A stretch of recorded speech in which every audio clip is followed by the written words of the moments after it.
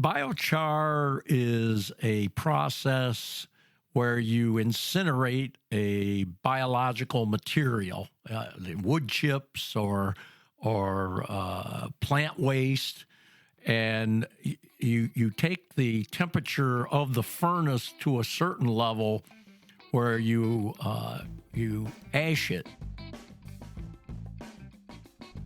Yeah, my name is Jim Halbeisen, and this is my opinion.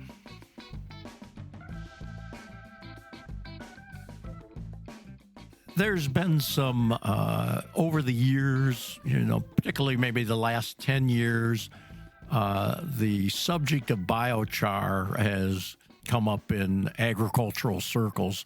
It's been more significant here most recently because there's an ethanol plant in the state of Nebraska where all the seed corn companies had taken their seed that they were trying to dispose of. Now, most of this seed had seed treatment on it with fungicides. They call them neonics. And this company or this ethanol plant basically fermented that corn and made the alcohol. And then they were going to dispose of the distillers on the field. Well, when they started to dispose of the distillers on the field, they got a real bad odor, and the local communities contacted the authorities, and they came in and found these fungicide residues that were still in the distillers' products, and they stopped the spreading of it, and so they had this large volume of distillers that nobody really knows how to dispose of other than put it in a sanitary landfill or bury it. Biochar is a process where you incinerate a biological material, wood chips or plant waste, and you take the temperature of the furnace to a certain level where you ash it. In other words, you're driving out a lot of the organic residue in it, and you're actually breaking down some of the minerals that are possibly in it or putting them into the atmosphere. And the ash that's left over is what's called biochar. Now, there are people in the biochar industry that contend that this ash is a carbon compound with a particular structure. And see, sugar is a carbon compound with a particular structure. Humic acid, fulvic acid, these are things that farmers are applying to the field to try to feed the biological population that is in the soil. This biochar is supposedly something like that. And the issue is the way the biochar is made determines that carbon structure in there and whether it is suitable for microbiological life in the soil or microbiological life that likes to feed the plant. And so there are people in the agricultural industry that are saying you can make a biochar that actually turns out to be a fertilizer. And we have interacted with farmers that have done some of this, and even the people that are building the furnaces have done little test plots with this biochar and show a very significant difference in the way the soil reacts to it.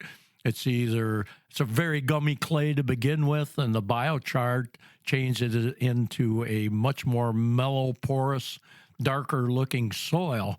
And their contention is that they're feeding the correct microbes in there to make the soil a better area for the plant to grow in.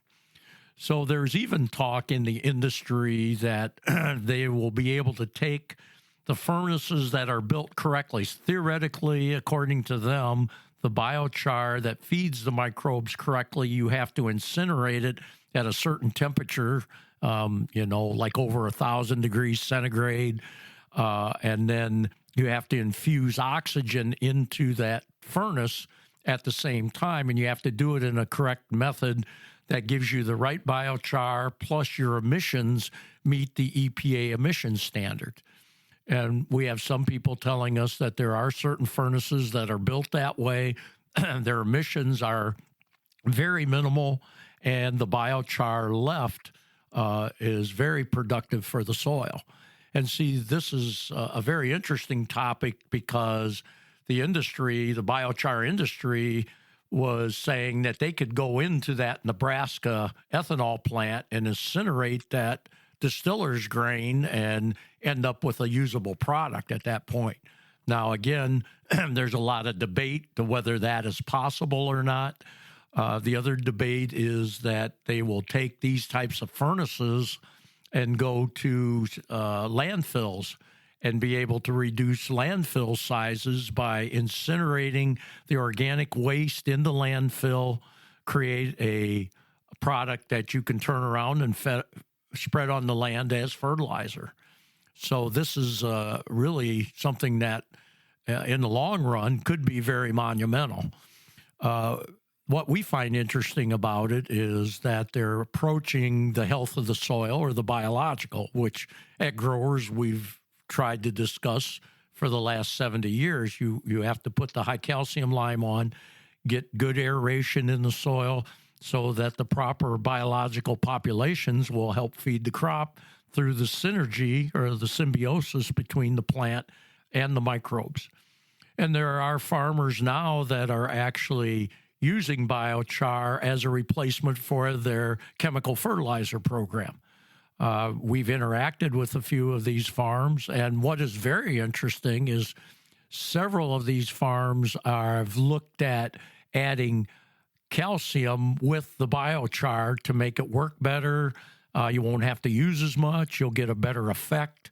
But it's all going after the health of the soil environment, trying to get the right biological, microbiological population that has the best synergy or symbiosis with the growing crop.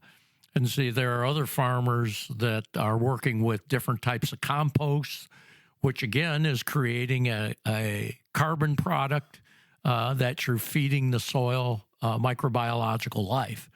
So we're either on a big con job here, or we are heading in a totally new direction that's got some very big possibilities to it. And we feel that calcium will make this work better if it is true that it's the right structure of sugar or carbon. And see, that's what a lot of farmers don't think about. That's their job, to harvest radiant energy, turn it into a carbon chemical, which is sugar. And that's, you're feeding humans, you're feeding livestock, because that's the duty. That's how the plant progresses itself or propagates itself. And then we use that product, for our own energy needs. So it fits into the total big picture very, very well. So that's something that the company, we will keep talking to the people that are working with this, and there's going to be a lot more people that will be working with it. And we've got some experience with it at this point. So that's something that our clientele, we definitely will keep them informed. This podcast has been brought to you by Growers Mineral. Please visit growersmineral.com.